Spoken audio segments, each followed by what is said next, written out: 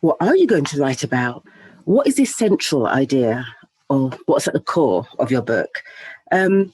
And sometimes I think we worry that what we want to write about has already been done. We'll see, witches and dragons, or in my case, lots of books about London, and you think, oh my gosh, it's been done before. But actually, it hasn't been done by you. Write every day if you can. It doesn't matter what you're writing, just write something, even if it's a diary. And always, always save your work, because what you've written might not work for your story now, but it might work for a different story at another time. Read for enjoyment, and then read with your analytical head on. Look at that beginning. Look at how much information that author gets crammed into that beginning without it seeming forced. All stories have to have a shape. I wouldn't believe a book that tells you you must have a 3-act structure and this is it.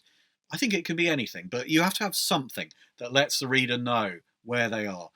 A first draft isn't going onto Twitter or checking Facebook or doing another bit of research. A first draft really is just writing the story. The first draft is just you telling the story to yourself.